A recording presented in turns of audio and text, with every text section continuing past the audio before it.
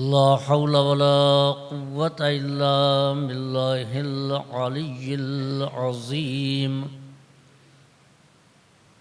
أعوذ بالله السميع العليم من الشيطان اللعين الرجيم.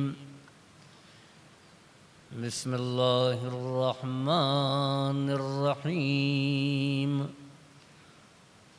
الحمد لله الذي هدانا لهذا وما كنا لنهتدي لولا أن هدانا الله. لقد جاءت رسل ربنا بالحق. الصلاة والسلام التحية والإكرام على صاحب الحوض الكوثر والخطبة والمنبر والركن والمشعر والوجه الأنور والخد الأقمر والجبين الأزهر والنسب الأطهر والحسب الأشهر صاحب الفضل والعطاء والجود والسخاء والنور والضياء العبد المؤيد والرسول المسدد مولانا أبي القاسم محمد وعلى عطرته الطاهرة وذريته النجباء السعداء لا سيما على بقية الله الأعظم في الأرضين. أما بعد فقد قال رب العالمين في كتابه المبين. بسم الله الرحمن الرحيم. ربنا آتنا في الدنيا حسنة وفي الآخرة حسنة وقنا عذاب النار. صلوات.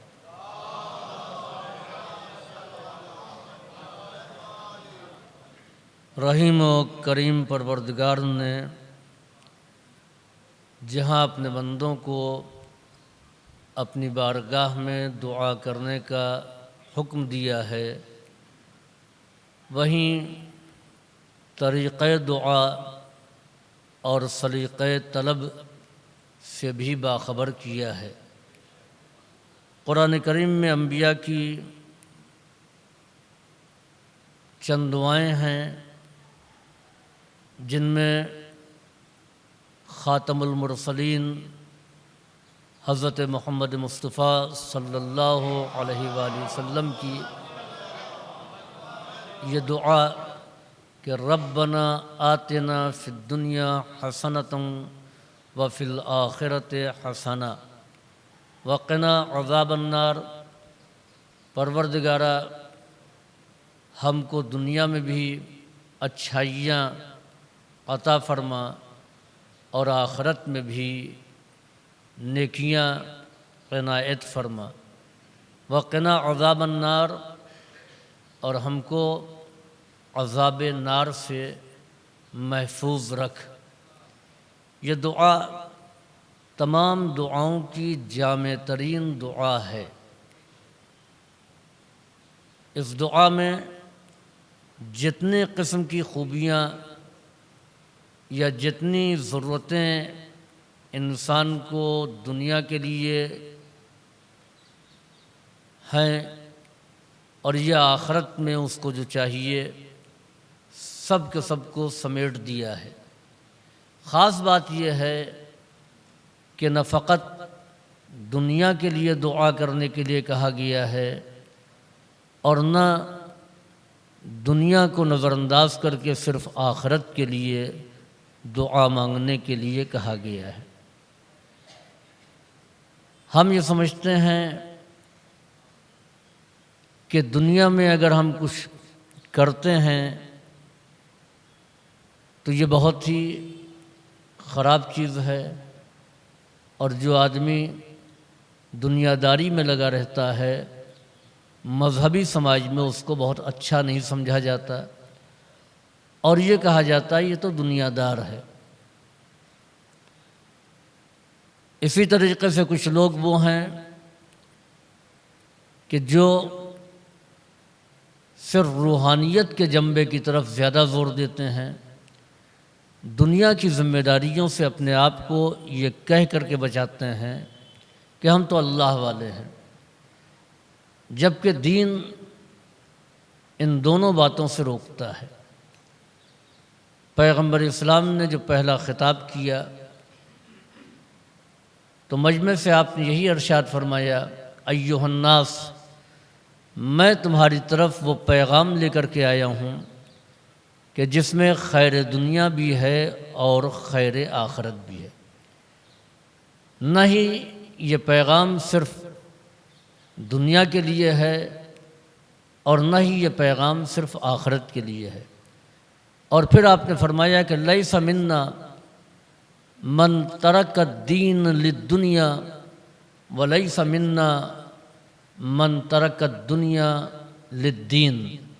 وہ ہم سے نہیں ہو سکتا کہ جس نے دنیا کو دین کے لیے چھوڑا یا دین کو دنیا کے لیے چھوڑ دیا۔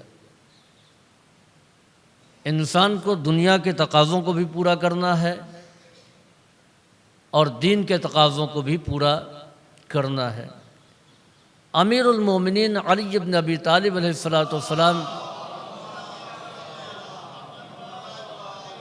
ہم سب کو متوجہ کرتے ہوئے ارشاد فرماتے ہیں، اعمل لدنیاک کأنک تعیش ابدا واعمل لآخرتک کأنک تموت غدا۔ دیکھو تم دنیا کے لیے کام کرو مگر یہ سوچ کر کے کام کرنا کہ کأنک تعیش ابدا، کہ گویا کہ تم کو ہمیشہ ہمیشہ اسی دنیا میں زندہ رہنا ہے۔ وَعِمَلْ لِآخِرَتِكَ، اور اپنی آخرت کے لیے تم کام کرو تو یہ سوچ کر کے کہ کأنک تموت غدا، کہ تم کو کل موت آ جائے گی۔ دنیا کے لیے کام کرنے سے مولا کائنات نے روکا نہیں کہ کام دنیا کے لیے کرو، ضروریات زندگی کو تم فراہم کرو، مگر یہ سوچ کر کے فراہم کرو کہ تم کو ہمیشہ اس دنیا میں رہنا ہے۔ کأنک تعیش ابدا، تم کو ہمیشہ یہاں پر رہنا ہے۔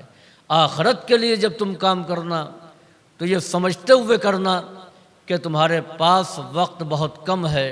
کأنک تموت غدا، کہ کل تم صبح مر جاؤ گے، تمہارے پاس وقت نہیں ہے۔ عزیزوں، ہم جو سمجھے کہ دنیا کے لیے ہم کو اس انداز میں کام کرنا چاہیے کہ جب ہم کو ہمیشہ رہنا ہے تو بہترین مکان کی تعمیر کر لیں، دولت جمع کر لیں، جائیداد بنا لیں، ان کا بھی مال ان کا بھی مال، سیدھے راستے سے غلط راستے سے جتنا دنیا کو حاصل کر سکتے ہیں حاصل کر لیں۔ کیا یہی اس کے معنی ہیں؟ نہیں۔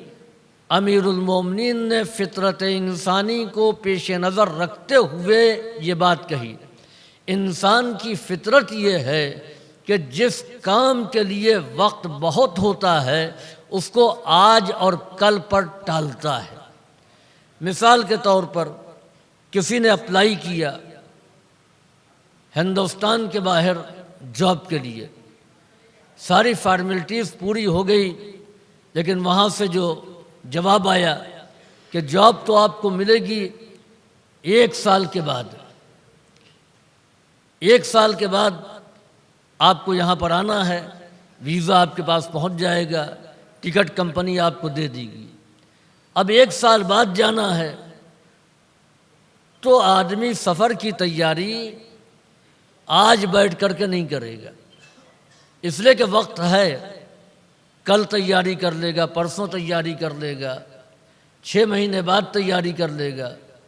آج ہی سے جا کر کے بیگ اور اٹیچی اور جو سامان لے جانا ہے اس کو نہیں اکٹھا کرتا ہے، وہ یہ سوچتا ہے کہ ابھی وقت ہے، آج نہیں تو کل ہم اس کو انجام دے لیں گے۔ اس کے برعکس اسی کمپنی نے اچانک فیکس کر دیا اور کہا دیکھیے سال بھر بعد ہم نے آپ کو بلایا تھا مگر اب فوری ضرورت ہے، 3 دن کے اندر آپ پہنچ جائیے، آپ پہلے دہلی آئیے، فلاں جگہ سے آپ کو ویزا مل جائے گا، اپروول مل جائے گا، ٹکٹ مل جائے گا۔ آپ بتائیں کہ جو ابھی تک اطمینان سے بیٹھا ہوا تھا، کیا وہ اطمینان سے بیٹھے گا؟ نہیں، مجلس بھی تمام ہونے کا انتظار نہیں کرے گا، یہاں سے اٹھے گا، گھر جائے گا، تیاری کرے گا، دہلی کے لیے روانہ ہو جائے گا۔ کیوں؟ اس لیے کہ اس کے پاس وقت نہیں ہے۔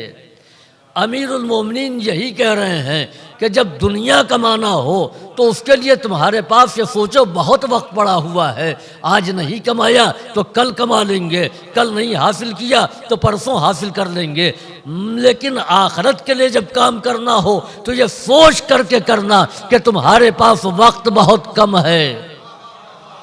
اگر تم نے یہ کام نہیں کیا تو کیا ہوگا؟ لہذا تم کو اس میں جلدی کرنا ہے، تعجیل کرنا ہے۔ دنیا اگر نہیں کما سکے اور موت آ گئی تو غم کس بات کا؟ اس لیے کہ اب زندگی ہی نہیں ہے تو اسباب زندگی کی ضرورت ہی کیا؟ آخرت کو اگر نہیں حاصل کیا اور موت آ گئی تو پچھتانا پڑے گا کہ اب کیا ہوگا؟ عزیزوں، امام علی رضا علیہ السلام کا زمانہ تھا۔ اچھا، ائمہ کو کئی محاذوں کے اوپر دین کا دفاع کرنا تھا۔ کچھ تو وہ تھے جو خدا ہی کو نہیں مانتے تھے۔ آج یورپ میں ایک بہت بڑی تعداد ہے جو کسی مذہب کو نہیں مانتی ہے، اکثریت ہے۔ ابھی اعداد و شمار تھا کہ عیسائی اتنے ہیں، بدھسٹ اتنے ہیں، مسلم اتنے ہیں، اس میں ایک بڑی اکثریت جو ہے دوسرے یا تیسرے نمبر پر ان لوگوں کی ہے جو مذہب ہی نہیں مانتے۔ اس طریقے کے لوگ دور ائمہ میں بھی تھے جو خدا کے وجود کو نہیں مانتے تھے، آخرت کو نہیں مانتے تھے، کسی چیز پر یقین نہیں رکھتے تھے۔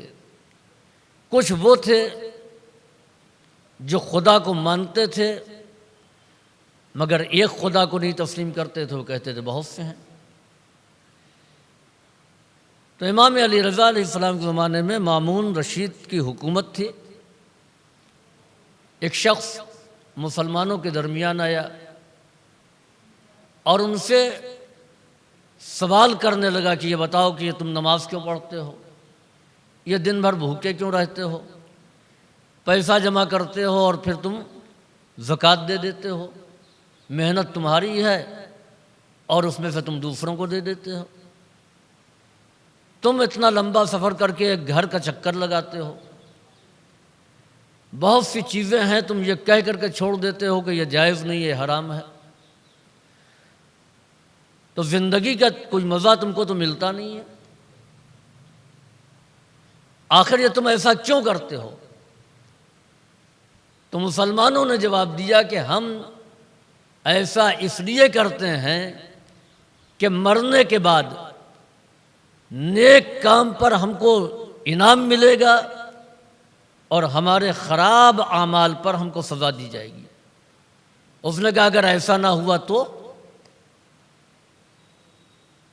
تب تو تمہاری ساری محنت جو ہے وہ ضائع جائے گی۔ اب اتنا اس نے اس بات کا پرچار کیا کہ بہت سے لوگ ان کے ذہن میں یہ بات آ گئی کہ بات تو یہ کہہ رہا صحیح، اگر ایسا نہ ہوا تو پھر کیا ہوگا؟ اس لیے کہ جو کچھ ہے وہ ہم نے سنا ہے، دیکھا نہیں ہے۔ تو بہت سے لوگ اس کے عقیدے کے قائل ہو گئے۔ مامون رشید نے علماء سے کہا کہ اس سے بحث کرو، کوئی بھی اس کو قائل نہیں کر سکا۔ چنانچہ اس نے دیکھا کہ اگر لوگ اس کی باتوں کو سچ ماننے لگ جائیں گے تو میری خلافت کہاں جائے گی؟ اندر سے انسان کتنا ہی بے دین ہو مگر ان بادشاہوں نے بنام دین ہی حکومت کی ہے۔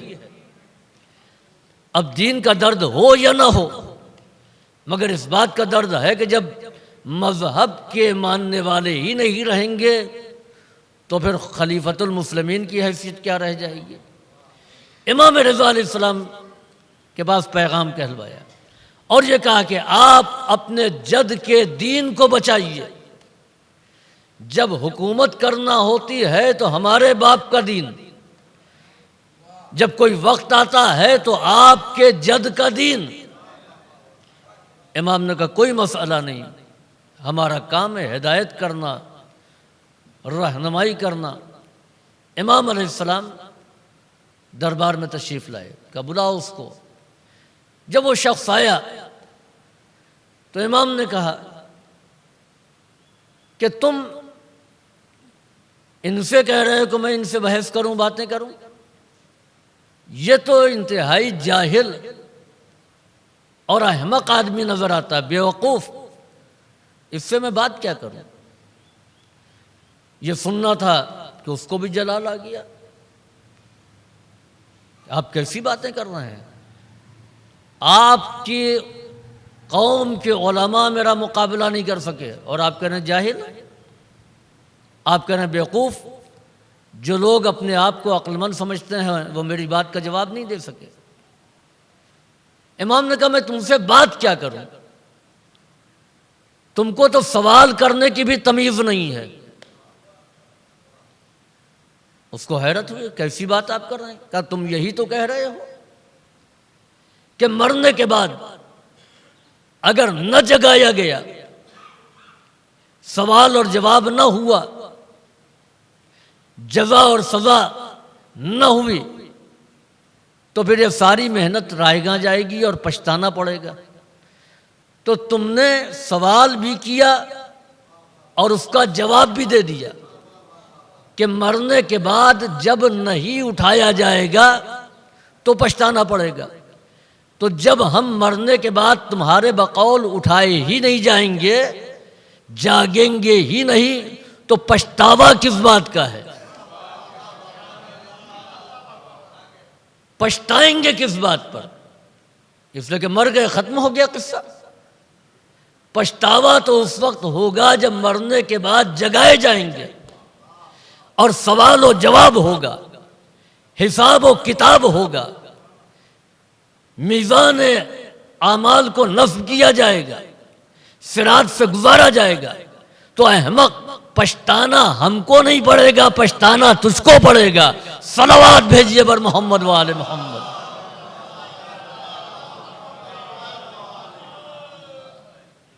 تو امیر المومنین نے دنیا اور آخرت دونوں پر زور دیا۔ پیغمبر کہتے ہیں کہ جو دنیا کو دین کے لیے اور دین کو دنیا کے لیے چھوڑے، لیسا منا، وہ ہم سے نہیں ہے۔ امام زین العابدین علیہ السلام فرماتے ہیں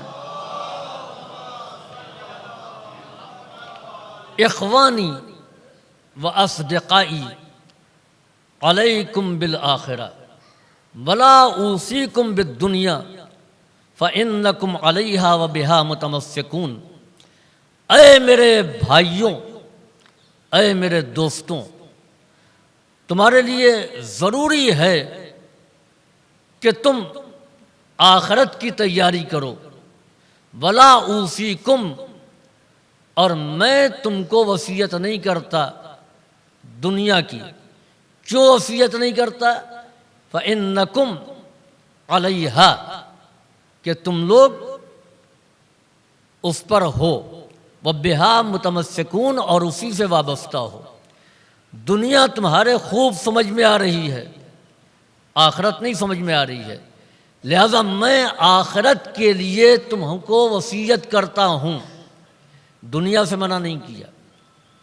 تو ائمہ طاہرین کی گفتگو میں آپ دیکھیں تو پورا زور اس بات پر صرف کیا گیا ہے کہ دنیا اور آخرت دونوں کو لے کر کے چلنا ہے۔ انسان دنیاوی تقاضوں کو بھی پورا کرے اور آخرت کے تقاضوں پر بھی عمل کرے۔ اب ایک نظریہ اور، پیغمبر اسلام کا نظریہ آپ نے سنا، امیر المومنین کا نظریہ سنا، امام زین العابدین کا نظریہ سنا۔ اب ایک نظریہ جناب بہلول دانا کا، بہلول دانا جن کو دیوانہ مشہور کر دیا گیا، جدھر سے گزرتے تھے ان کو لوگ دیوانہ کہتے تھے۔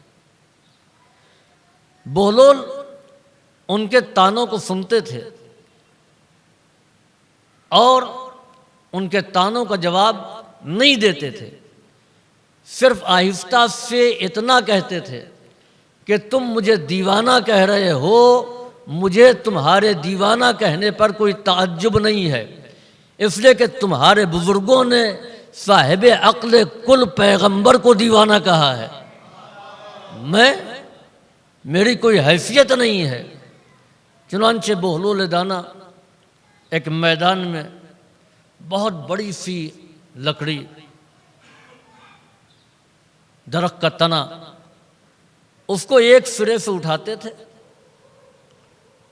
اور اٹھانے کے بعد میں پھر اس کو زمین پر رکھتے تھے، دوسرے سرے پر جاتے تھے، اس کو اٹھاتے تھے، پھر اس کو زمین پر رکھتے تھے، درمیان میں آ کر کے اس کو بیچ سے اٹھانے کی کوشش کرتے تھے تو وہ نہیں اٹھتا تھا۔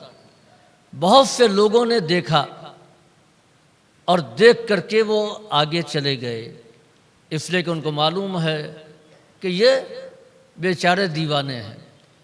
ہارون رشید کی سواری ادھر سے گزری، ہارون رشید نے اپنے ساتھ چلنے والوں سے کہا رکو، دیکھو بہلول کیا کر رہے ہیں، اس لیے کہ دنیا تو دیوانہ سمجھتی تھی، ہارون جانتا تھا کہ یہ دیوانے نہیں ہیں، اس لیے کہ دیوانہ تو حکومت نے بنایا تھا۔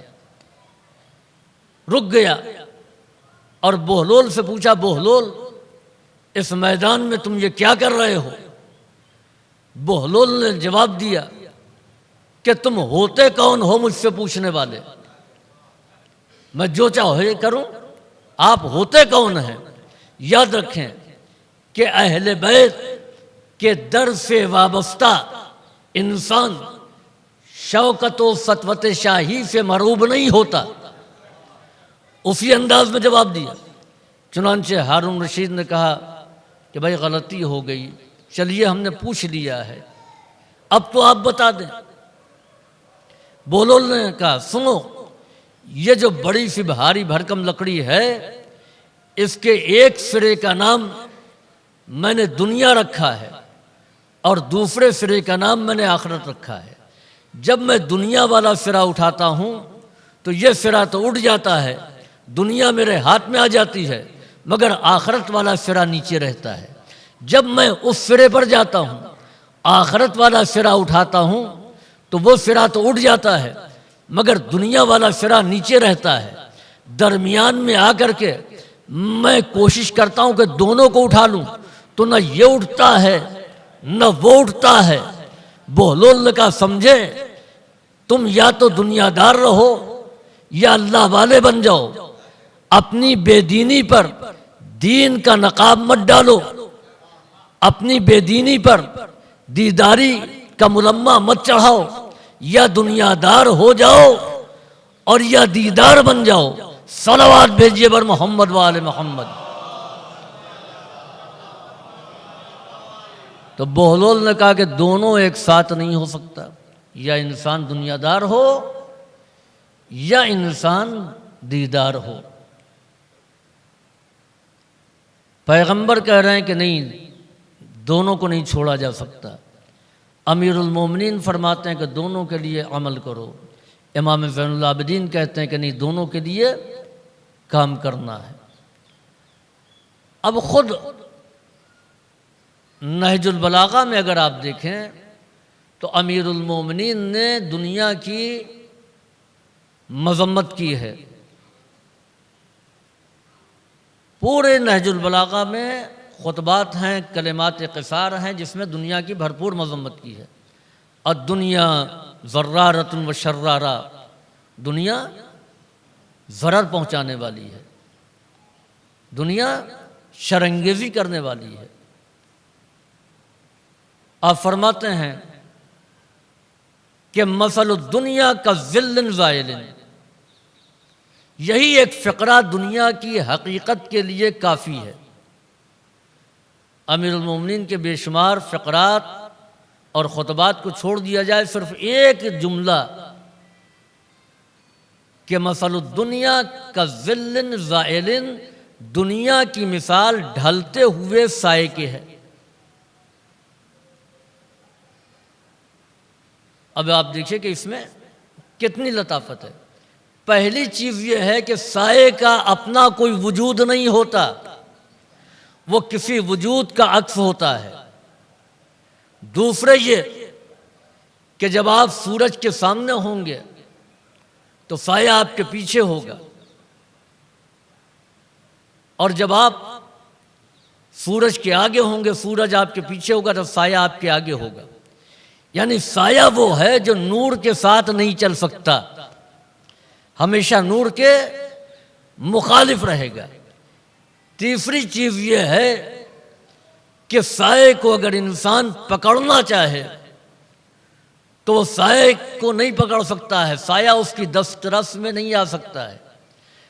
ہم سائے کے پیچھے پیچھے چلے،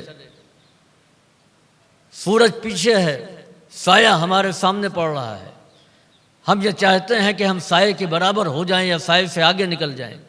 ہم چلتے چلتے تھک گئے مگر سایہ 2 قدم ہم سے آگے رہا۔ جب ہم نے یہ اندازہ لگا لیا کہ ہم سائے کو نہیں پا سکتے، سائے تک نہیں پہنچ سکتے ہیں، تھک گئے، ہم نے واپس چلنا شروع کر دیا۔ اب منظر بدل گیا، ابھی تک ہم پیچھے پیچھے تھے، سایہ آگے آگے تھا، اب ہم آگے آگے جا رہے ہیں، سایہ پیچھے پیچھے ہے۔ یعنی جب تک ہم سائے کے طلبگار رہے، سایہ ہم سے آگے آگے رہا، لیکن جیسے ہی ہم نے اس کو نظر انداز کیا کہ اب ہم کو یہ نہیں چاہیے تو وہی سایہ ہمارے پیچھے پیچھے آ رہا ہے۔ عزیزو، یہی مثال دنیا کی ہے کہ جتنے لوگ طلبگار دنیا تھے وہ دنیا کے پیچھے پیچھے چلے مگر دنیا ان کو نہیں ملی۔ جنہوں نے دنیا سے منہ موڑ لیا، دنیا ان کے پیچھے پیچھے اپنے قدموں سے چل کر کے آئی۔ آپ دیکھیے کہ جو لوگ دنیا کے پیچھے پیچھے چلے ان کا حشر کیا ہوا۔ کسی کو دریائے نیل میں دنیا نے ڈبو دیا، کسی کو اس کی جنت میں داخل نہ ہونے دیا، وہیں پر مار دیا، کسی کو مچھر کے ذریعے سے ہلاک کر دیا، کسی کو سنگریزوں کے ذریعے سے ختم کر دیا۔ جتنے دنیا کے طلبگار تھے دنیا نے ان کو کیفر کردار تک پہنچا دیا، ان کو انجام تک پہنچا دیا۔ آپ دیکھیں وہ حکومتیں جن کا ایک زمانے میں حشم و خدم تھا، دہلی چلے جائیں، آگرہ چلے جائیں، وہ محل، وہ قلعے جہاں پر کل تک عام آدمی گزر نہیں سکتا تھا، آج آپ ٹکٹ لیجئے اور پورے محل میں دندناتے پھریے۔ اس جگہ پر جہاں پر ذل سبحانی بیٹھا کرتے تھے آپ آرام سے بیٹھ کر کے تصویریں کھنچائیے۔ کیوں؟ اب نہ ان کا اقتدار ہے نہ ان کا اختیار ہے، یہ دنیا کے پیچھے بھاگے تھے، دنیا نے ان کو بالکل بے بس کر دیا۔ ہندوستان سے آگے بڑھیں، آپ دوسرے ممالک میں چلے جائیں، شاہی محلات، ترکی چلے جائیں، 600 سال تک حکومت عثمانیہ رہی ہے، ان کے محل وہ تمام موجود ہیں، لیکن اس میں اب آرام سے ہر آدمی جاتا ہے، گھومتا ہے اور ٹہلتا ہے، اور اس میں جانے کے بعد نہ ان کی عظمت کا تصور ہوتا ہے نہ ان رہنے والوں کی تعظیم کا خیال ذہن میں آتا ہے۔ کیونکہ یہ دنیا کے پیچھے بھاگے تھے اور دنیا نے ان کے جاہ و جلال کو ختم کر دیا۔ لیکن وہ افراد جنہوں نے دنیا کو اپنی جوتی کی نوک پر رکھا اور اس کو اوقات دکھا دی، آج ان کے مزارات آباد ہیں، اور جب ہم وہاں جاتے ہیں تو اجازت لینا ضروری ہوتی ہے۔ آپ زرعی اقدس میں داخل ہونے سے پہلے دروازے پر کھڑے ہو کر کے اذن دخول پڑھتے ہیں یہ اذن دخول اجازت کا طلب کرنا نہیں ہے اور کیا ہے کہ آج بھی ان کا اقتدار باقی ہے، آج بھی ان کی عظمتیں باقی ہیں۔ یہی وجہ ہے کہ زائر پہلے اجازت لیتا ہے، تب زری کا جا کر کے بوسہ دیتا ہے۔ صلوات بھیجیے بر محمد وآل محمد۔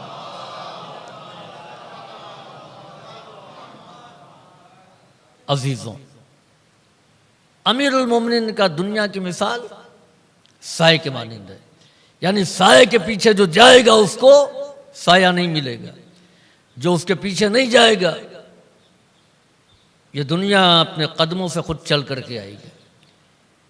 جب خلافت 3 ٹھوکریں کھا چکی اور یہ فیصلہ ہو گیا کہ اب بیعت علی ہی کے ہاتھوں پر کی جائے گی، جن لوگوں نے سازشیں کی وہ بھی اپنے مقصد میں ناکام رہے۔ کسی چاہنے والے نے آ کر کے مولائے متقیان سے کہا، یا علی، لوگوں نے اس بات پر اتفاق کر لیا ہے کہ وہ آپ کے ہاتھوں پر بیعت کریں گے، آپ کو خلیفۃ المسلمین مانیں گے۔ امیر المومنین نے جب یہ سنا تو اپنا گھر بند کیا اور وہاں سے نکل گئے۔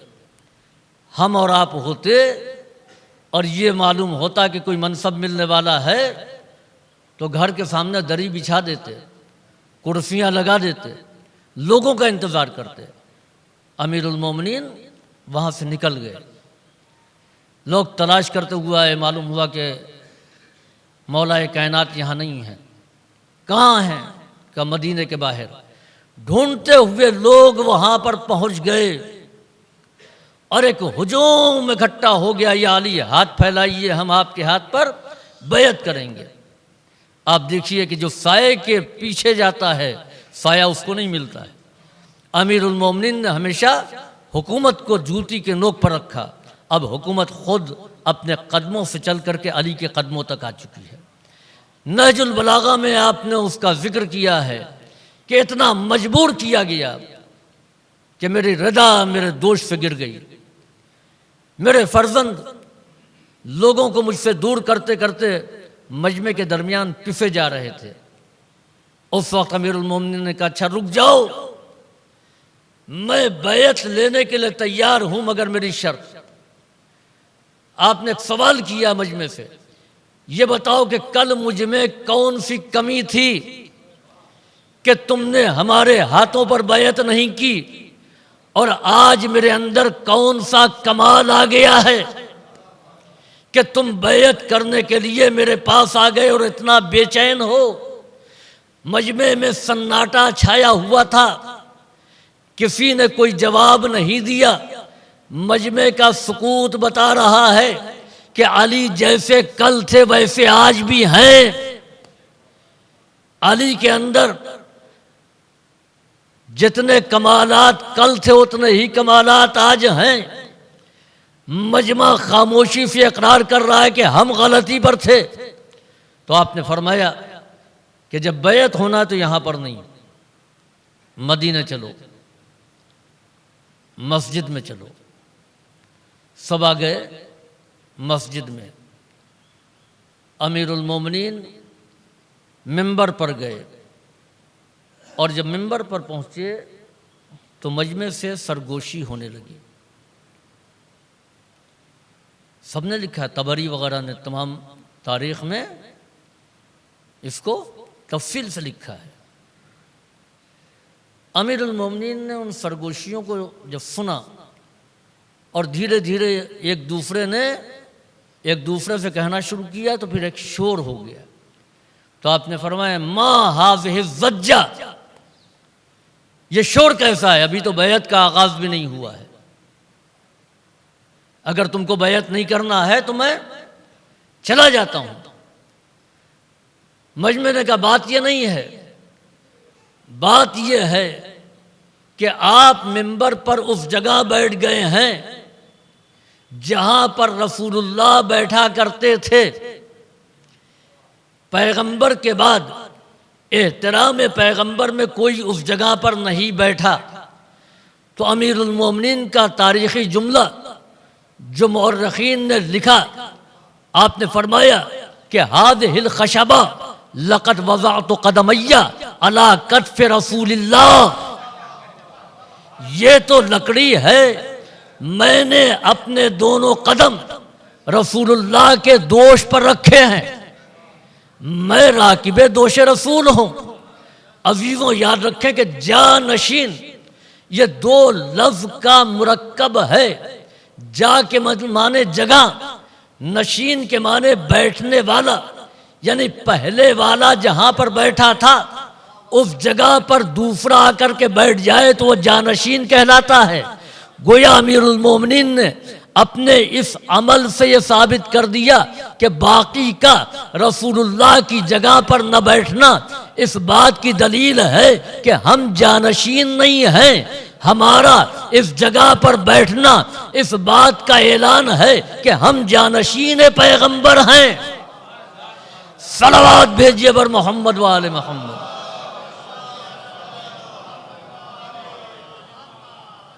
عزیزوں، امیر المومنین نے دنیا کو ٹھکرایا اور ہمیشہ بیزار رہے۔ میں ایک مثال اکثر دیا کرتا ہوں، پھر اس کو دہرا دوں کہ شہر فیض آباد میں ایک دکان کھل گئی مٹھائی کی، اور وہ مٹھائی کی دکان اتنا مشہور ہوئی کہ فیض آباد کیا ہندوستان اور ہندوستان کے باہر ہر جگہ اس کی شہرت،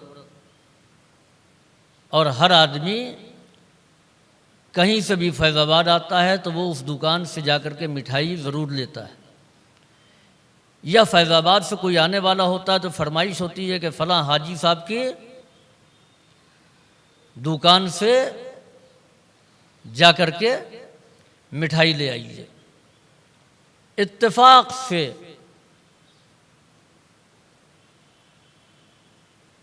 کوئی صاحب، یا مثلا کسی کو مثال دینے کے لیے نام لے نہیں ہے، مثلا نور صاحب بزرگ ہیں، یہ وہاں چلے گئے جہاں پر مٹھائی بنائی جاتی تھی۔ شہر میں بہترین شو روم،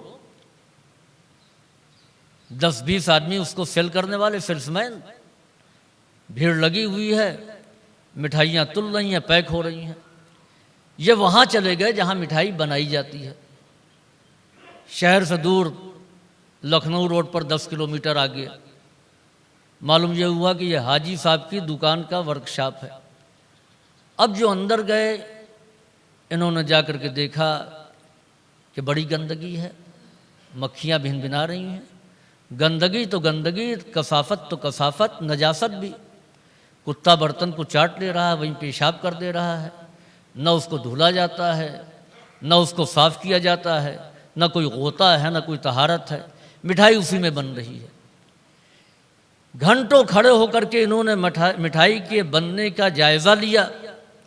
اب یہ وہاں سے آ گئے، اتفاق سے شام کو نظر تھی، کوئی صاحب لے آئے اور حاجی صاحب کی دکان کی مٹھائی پورا مجمع آ گیا۔ کیا کہنا، بہترین لذت ہے، بہترین ذائقہ ہے، پیکنگ کتنی اچھی ہے، خوشبو کتنی اچھی ہے، سب کھا رہے ہیں۔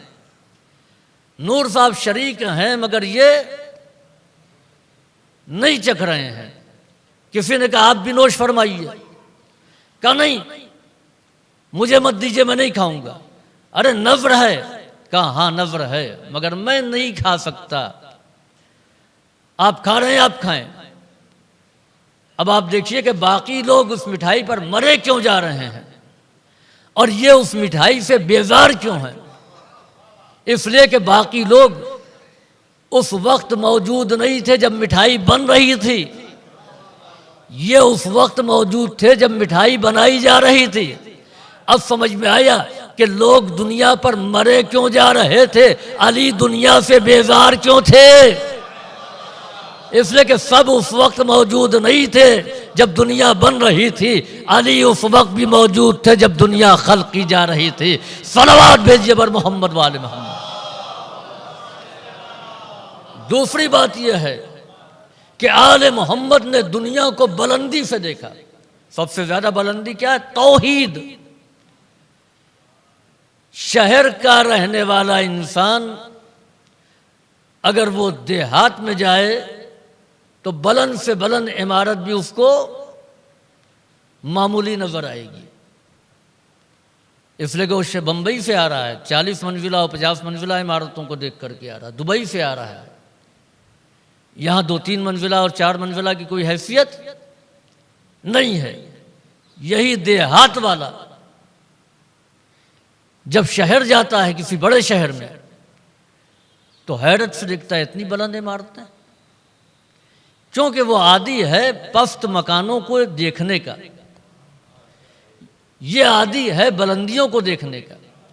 جیسے جیسے انسان بلندیوں پر جاتا ہے ویسے ویسے ابھی زمین پر تھا تو یہ 50 منزلہ عمارت بہت اونچی دکھائی دے رہی تھی، لیکن جیسے ہی فلائٹ پر آ گیا تو اب یہ عمارتیں جیسے بلندی بڑھتی گئی ویسے ویسے یہ عمارتیں مٹی کے گھروندے نظر آنے لگے، ماچس کی ڈبیا کے مانند یہ گھر نظر آنے لگے۔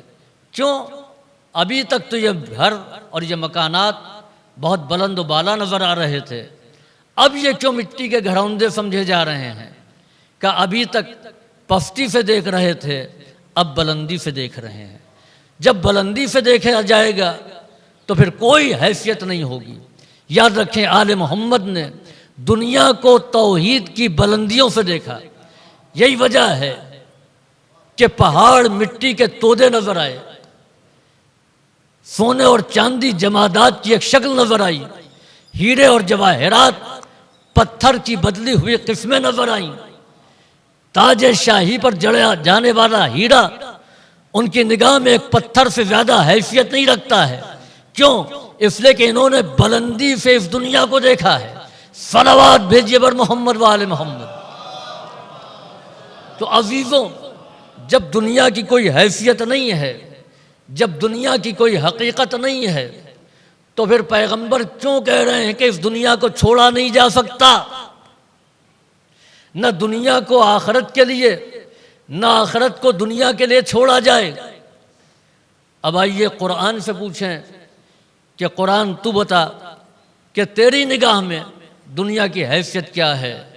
تو قرآن اعلان کرتا ہے کہ اعلموا انما الحیات الدنیا لعب ولہو وزینۃ وتفاخر وکثرۃ من الاموال والاولاد۔ اعلموا، جان لو، دنیا کی حقیقت کیا ہے؟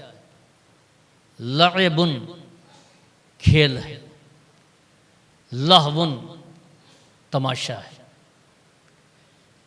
لعب وہ کھیل جس کو ناسمجھ بچہ کھیلتا ہے، کھیلنا سمجھ نہیں رکھتا، اور لہو وہ کھیل جس کو سمجھدار کھیلتا ہے۔ لہو ہر اس چیز کو کہتے ہیں جو خدا کے ذکر سے غافل کر دے۔ سورہ جمعہ میں آپ سنتے رہتے ہیں نا، وَإِذَا رَأَوْا تِجَارَةً أَوْ لَهْوًا انفضوا الیہا وترکوک قائما۔ اذا راؤ، جب وہ دیکھتے ہیں تجارت کو، اور لہوا یا تماشے کو، انفضوا الیہا تو اس کی طرف بھاگ کر کے جاتے ہیں، وترکوک قائما، اور اے پیغمبر آپ کو نماز میں تنہا چھوڑ دیتے ہیں۔ قل ان سے کہیے ما عند اللہ خیر من اللہو ومن التجارہ، اللہ کے نزدیک جو ہے وہ تجارت اور لہو دونوں سے بہتر ہے۔ تو لہو تماشا، یہ لہو کبھی مباح ہوتا ہے اور کبھی حرام ہو جاتا ہے۔ انسان جب میچ کھیلتا ہے، فٹ بال کھیل رہا ہے، تو کیا خدا اس کے ذہن میں ہوتا ہے؟ نہیں ہوتا ہے، مگر یہ لہو ہے، پوری توجہ کھیل پر ہے۔ اب یہی کھیل واجب سے ٹکرا جائے تو اب وہاں پر یہ حرام ہو جائے گا۔ واجب سے نہیں ٹکرایا ہے تو مباح ہے۔ تو لعب چھوٹے بچوں کے لیے اور لہو سمجھدار بچوں کے لیے۔ اس کے بعد کیا ہے؟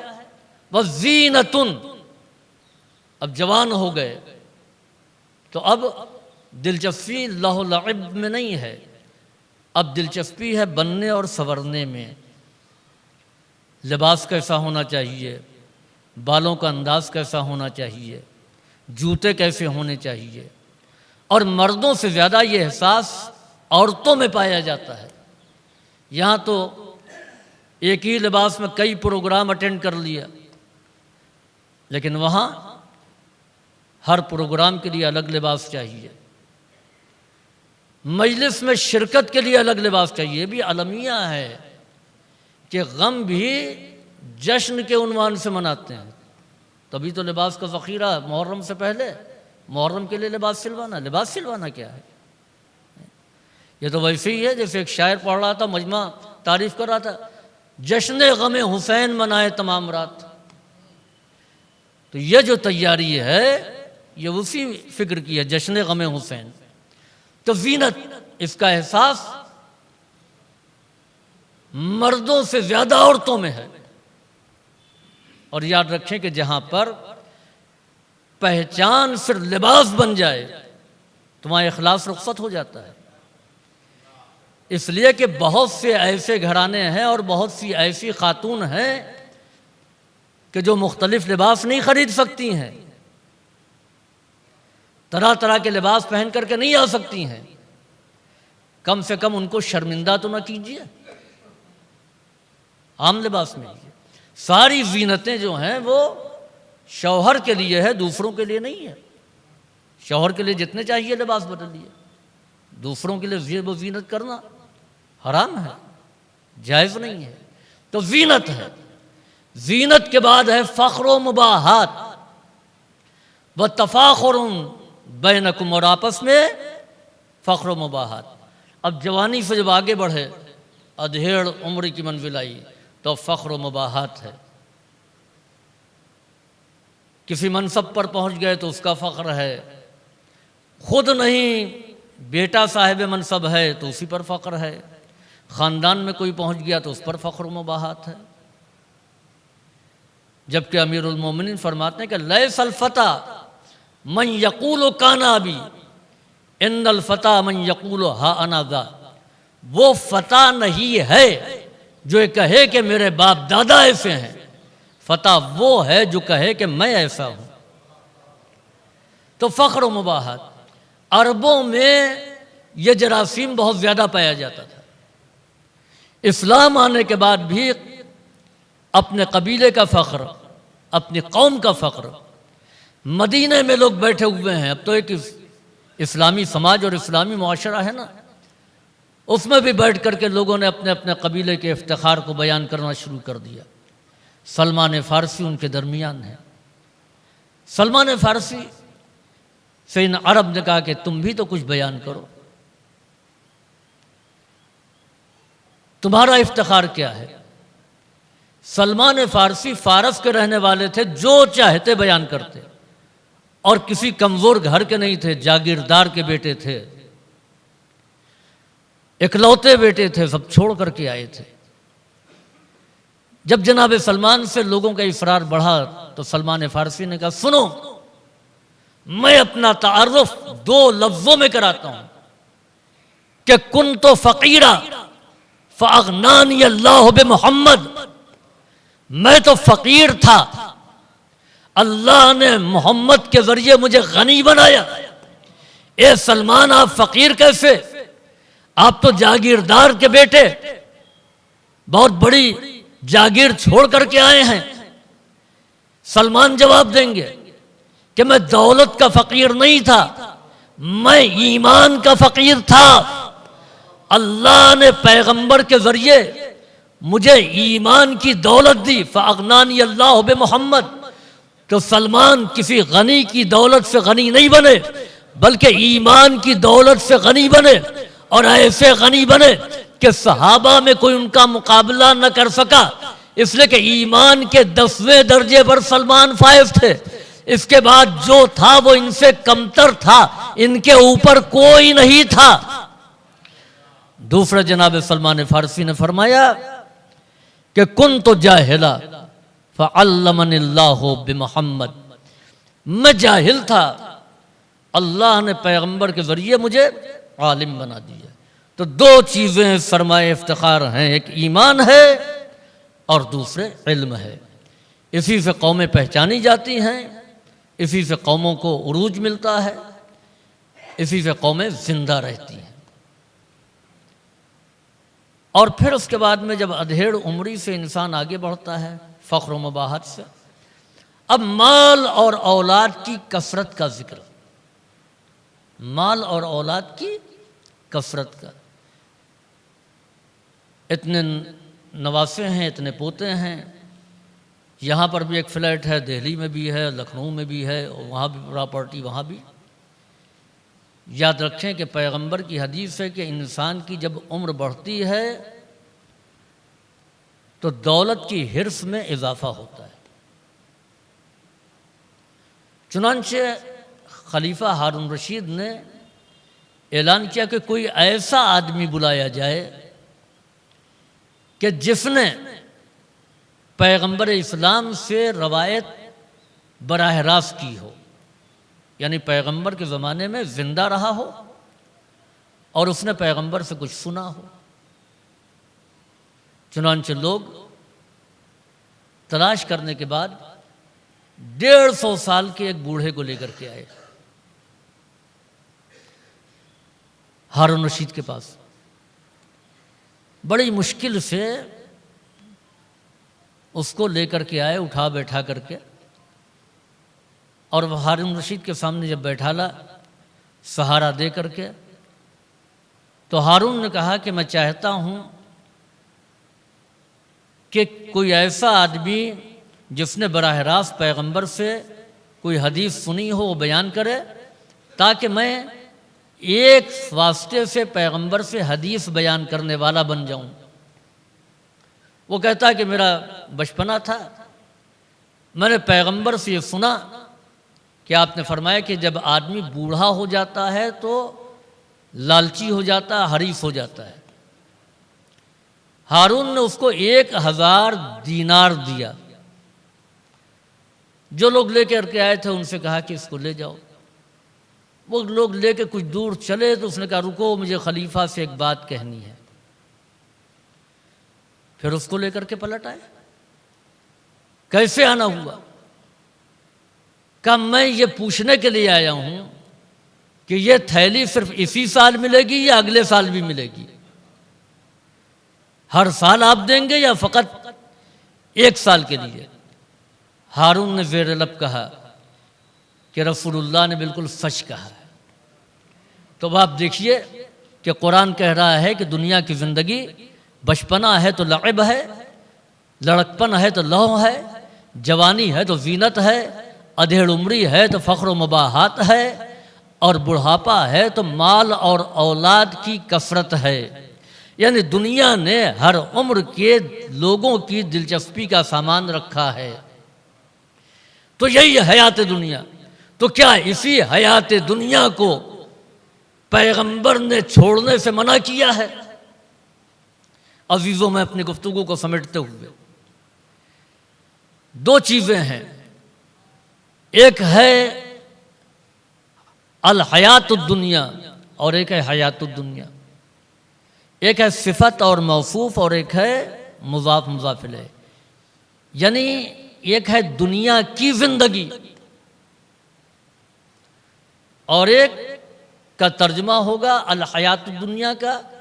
اس کی وضاحت میں کر دوں، اس کا ترجمہ یوں ہوگا، جیسے کوئی بلند ہے تو اس کے لیے کیا کہتے ہیں؟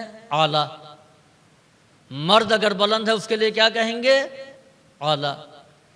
عورت اگر بلند ہے اس کے لیے کہیں گے علیٰ، جناب زینب علیٰ مقام۔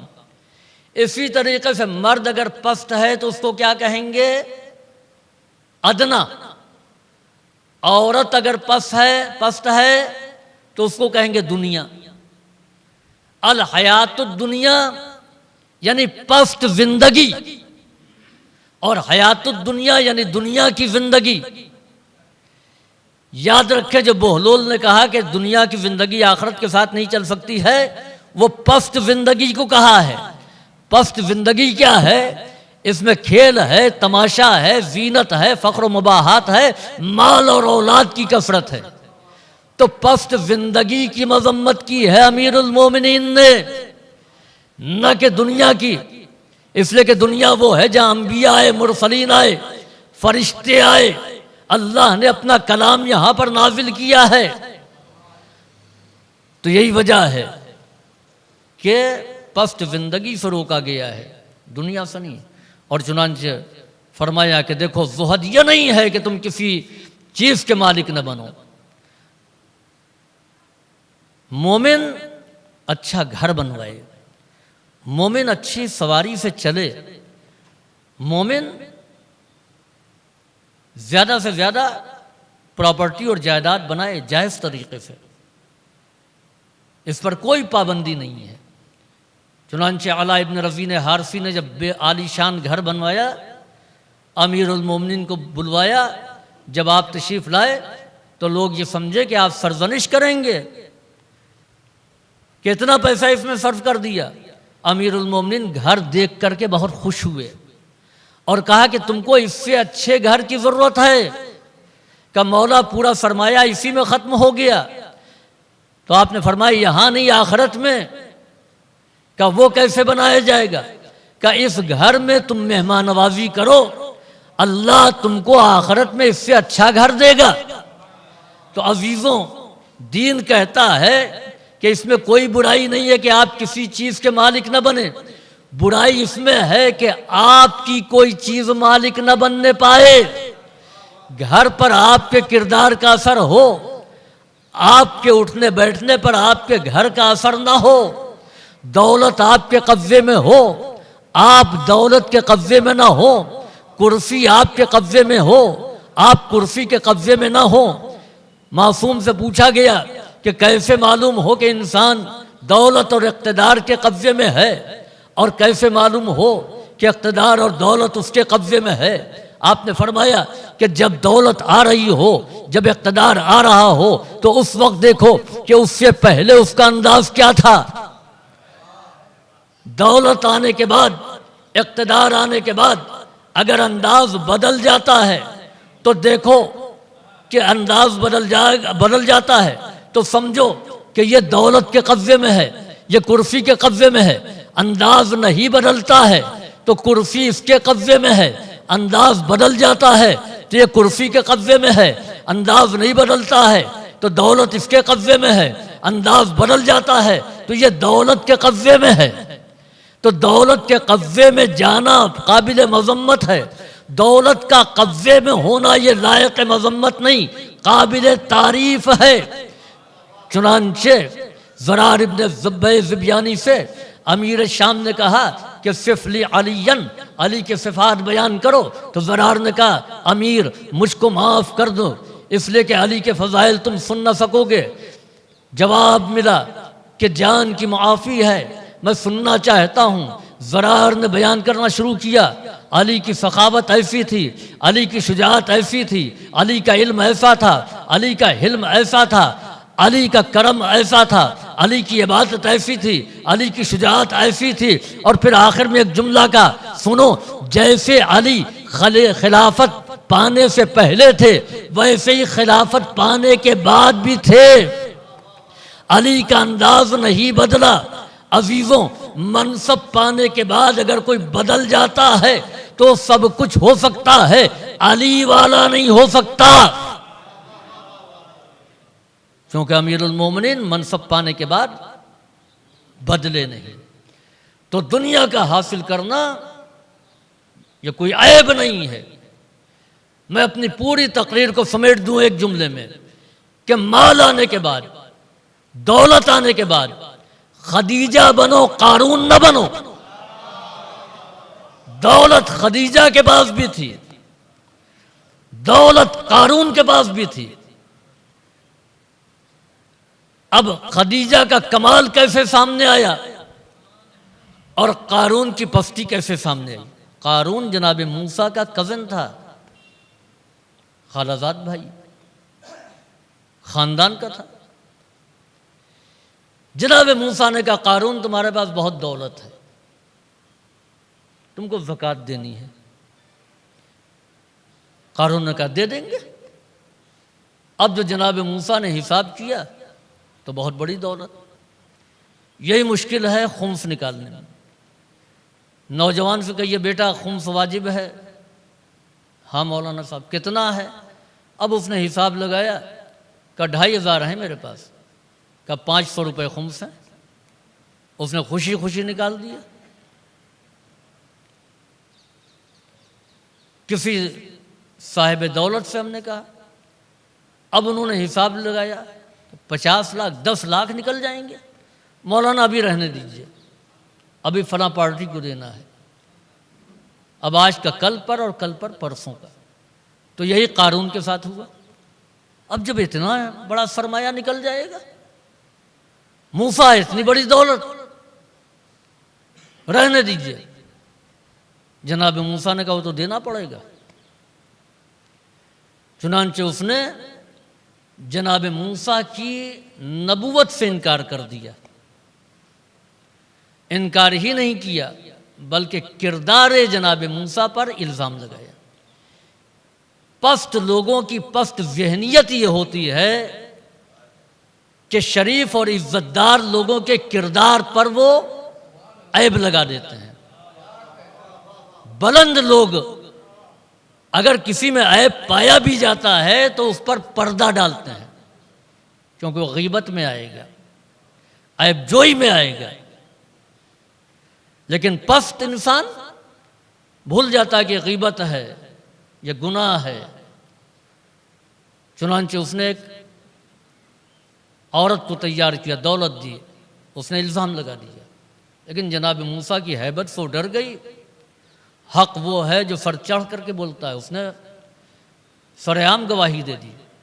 اب جناب موسیٰ کو غیظ آیا، پروردگارا میں اس کے وجود کو نہیں برداشت کر سکتا، زمین کو حکم دے دھس جائے. زمین نے اس کو نگلنا شروع کر دیا. اب قارون نے دوسرا الزام لگایا کہ دنیا والا دیکھو، موسیٰ اپنے جادو کے ذریعے سے مجھے مارنا چاہتے ہیں تاکہ میری دولت پر قبضہ کر لیں. جناب موسیٰ نے کہا یہ الزام گوارا نہیں ہے، پروردگارا اس کو دولت کے سمیت دھسا دے. سارے خزانے، ساری حویلیاں اپنی جگہ سے اکھڑ کر کے قارون کے سر پر آ گئیں، اور قارون اپنے خزانے کے ساتھ دھس گیا. یہ ہے قارون کا کردار. قارون سے وقت کے نبی نے زکوٰۃ مانگی، اس نے انکار کیا. جناب خدیجہ ایک دن اپنے خزانے کی چابیاں لے کر کے آئیں اور پیغمبر سے کہا آج سے ہمارے خزانے، ہماری تجارت، ہماری تمام جائیداد یہ سب آپ کی ہیں، آپ جیسے چاہیں دین کی راہ میں خرچ کریں. عزیزوں، قارون سے وقت کے نبی نے مانگا، اس نے نہیں دیا، انکار کیا. خدیجہ سے وقت کے نبی نے مانگا نہیں تھا، بغیر مانگے لا کر کے دے دیا. تو یاد رکھیں کہ دین کا حق جس پر ہے مانگنے پر نہ دے، تو یہ قارون صفت ہے. بغیر مانگے لا کر کے دے دے، یہ کردار خدیجہ ہے. صلوات بھیجیے بر محمد وآل محمد. عزیزوں، دنیا میں رہ کر کے دین کا کام کرنا بہت مشکل ہے. فرش عزا اس مرد مومن کی مجلس چہلم کے لیے بچھایا گیا ہے جو نام ہی کا حسن نہیں تھا، کردار کا بھی حسن تھا. حسن کے معنی اچھا، عربی زبان میں نام بھی حسن تھا، بے لوث خدمت کرنے والے. میں نے چوک کی مسجد میں ان کی خدمات کو دیکھا ہے، کس طریقے سے اپنا وقت دیتے تھے. غریب اور نادار کی مدد کرنا. کتنے ایسے لوگ ہیں جنہوں نے مجھ سے کہا اور جن کے پاس پیسے نہیں تھے، کم پیسے میں اپنے پاس سے خرچ کر کے ان کے گھر میں میٹر لگوا دیا. کسی وجہ سے بجلی کا بل بہت زیادہ آ گیا، وہ بیچارہ غریب نہیں ادا کر پا رہا، کھانے کو نہیں ہے. چلو ہم یہ کام کر دیں گے. کسی کار خیر کے لیے کہا گیا تو وہ پیچھے نہیں ہٹے. دوسری بات یہ ہے کہ وہ صاحب مطالعہ تھے. صرف کتابیں جو ہیں سجائے ہوئے نہیں، کتابیں خریدتے تھے اور کتابوں کو پڑھتے تھے اور اکثر اس پر ڈسکشن کرتے تھے. خاموش رہتے تھے، عام مجمع میں اتنا شاید نہیں بولتے ہوں، اور وہ اپنی بات کا اظہار بھی نہیں کرتے تھے، بلکہ ہم نے کہا بھی کہ ماشاءاللہ اچھی خاصی معلومات ہے، تو اس سے مومنین کو مستفیض کیجئے، محرم میں آئیے، منبر پر آئیے، بیان کی گنا. یہ نہیں ہو سکتا ہے. عزیزوں یاد رکھیں کہ شخص مر جاتا ہے، شخصیت باقی رہتی ہے. انسان مر جاتا ہے، کردار باقی رہتا ہے. جو ان کے محلے والے ہیں، ان کے اعزاء و اقرباء ان کو بہتر طریقے سے جانتے ہوں گے. ہم نے جو 20-25 سال ان کو دیکھا ہے، اس دوران جیسا پایا ہے. خدا ان کے درجات کو بلند کرے. وہ بظاہر ایک ملازم تھے، لیکن واقعاً وہ دین کا کام بھی کرتے تھے اور اچھی طریقے سے کرتے تھے. عزیزوں، انتقال ہوا، آپ حضرات کے سامنے ہے. بڑا بیٹا شاید موجود نہیں تھا تدفین کے وقت، اور اکثر یہ ہوتا ہے کہ اولاد کی خواہش یہ ہوتی ہے کہ وقت آخر باپ کے پاس رہیں، باپ کی خدمت کرے. چنانچہ ائمہ طاہرین میں آپ دیکھیں کہ زیادہ تر تو وہ تھے کہ جن کے وارثین وقت آخر ان کے پاس تھے. حتیٰ کہ امام علی رضا علیہ السلام کو جب زہر دیا گیا، ابو السلط حروی کہتے ہیں کہ امام نے دروازے پر مجھے بیٹھال دیا اور کہا کہ کسی کو اندر نہ آنے دینا. کہتے ہیں کہ تھوڑی دیر کے بعد مجھے یہ احساس ہوا کہ اندر کوئی ہے جس سے امام باتیں کر رہے ہیں. وہ کہتے ہیں مجھے حیرت ہوئی کہ اندر کوئی کیسے جا سکتا ہے جبکہ میں نے کسی کو جاتے ہوئے نہیں دیکھا. کہ جب میں اندر گیا تو دیکھا ایک 9 سال کا بچہ ہے جو امام سے باتیں کر رہا ہے. میں نے پوچھا آپ یہاں کیسے؟ تو فرمایا کہ بند دروازے ہم کو نہیں روک سکتے. جب بھی ہمیں کا کوئی اس دنیا سے جاتا ہے تو اس کا وارث آخری وقت اس کے پاس ہوتا ہے. عزیزوں، کجا مدینہ اور کجا خراسان، وقت آخر امام محمد تقی علیہ السلام، امام رضا علیہ السلام کے پاس موجود تھے، مگر قتلگاہ سے اور خیمے سے تک کوئی فاصلہ زیادہ نہ تھا. امام زین العابدین خیمے میں، امام حسین قتلگاہ میں، مقتل میں. آخری وقت ہے، لیکن منزل امتحان کی مجبوریاں دیکھیے کہ امام زین العابدین آخری وقت اپنے بابا کے پاس نہیں ہیں. حسین اس غریب کا نام ہے کہ آخری وقت قریب کوئی نہیں ہے. زینب ہیں، چند قدم کے فاصلے پر ہیں، ٹیلے کے اوپر سے دیکھ رہی ہیں کہ بھائی کا گلا کاٹا جا رہا ہے. بہن مجبور ہے، کیسے روکے کہ شمر حسین کا گلا نہ کاٹے.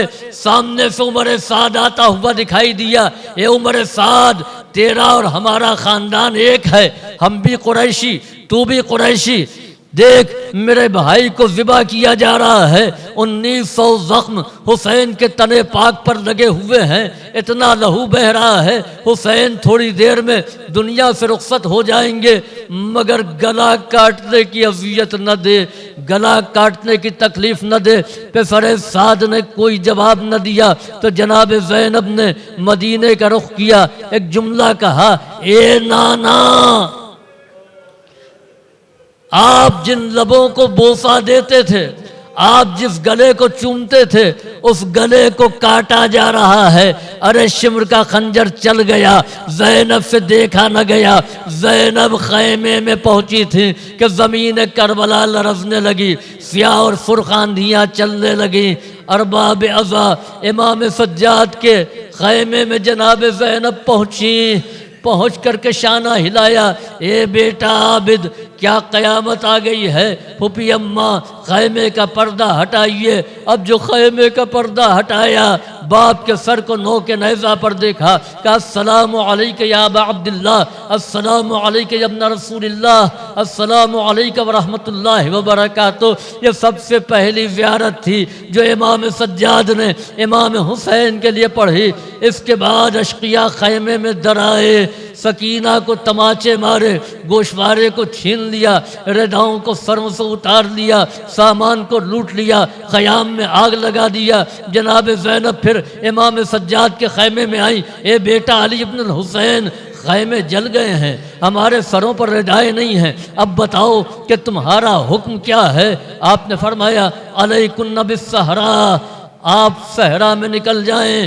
بیبیاں خیمے سے باہر بلبلاتی ہوئی نکلی، لیکن جناب زینب خیمے سے باہر آنے کے بعد پھر اندر گئیں، اور تھوڑی دیر کے بعد حمید کہتا ہے کہ زینب کسی گٹھری کو لے کر کے آئیں۔ اب جو دیکھا تو وہ کوئی اور نہیں، امام سجاد تھے، جن کو شولوں کے درمیان سے جناب زینب بچا کر کے لائیں۔ ارباب عزا 11ویں محرم آئی، جب یہ قافلہ چلنے لگا، اولاد کو بڑی تسلی مل جاتی ہے کہ جب اس کے باپ کے جنازے کی مشایت ہو جاتی ہے، لوگ تجہیز و تکفین میں تعاون کرتے ہیں، تعزیت و تسلیت کے لیے آتے ہیں، لیکن ہائے رے امام سجاد، جناب زینب نے جب سربریدہ لاشوں کو دیکھا تو ایک جملہ کہا، وا محمدہ بناتک صبایا، فریاد ہے یا رسول اللہ، آپ کی بیٹیاں قیدی بنا لی گئی ہیں۔ وَهَذَا حُسَيْنٌ مُرَمَّلٌ بِالدَّمَا، یہ آپ کا حسین ہے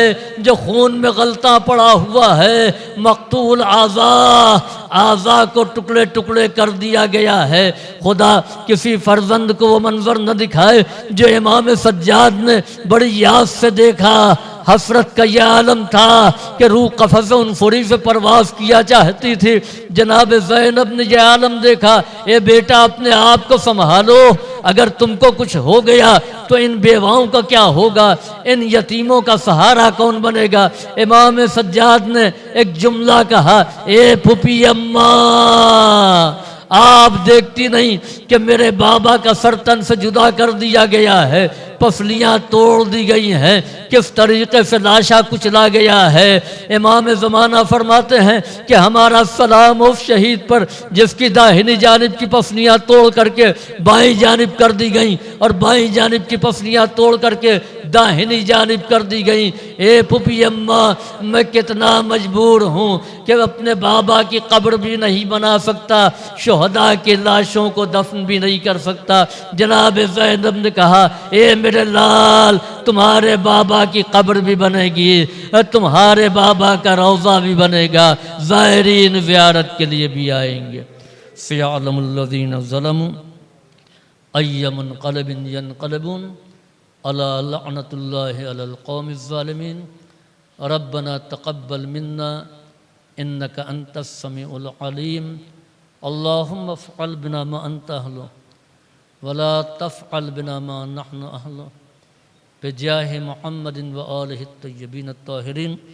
آپ حضرت سے التماس ہے ایک مرتبہ سورہ الحمد اور سورہ توحید کی تلاوت کر کے مرحوم مغفور سید حسن زیغم ابن سید شہنشاہ حسین رضوی مرحوم کے نام ایصال فرمائیں۔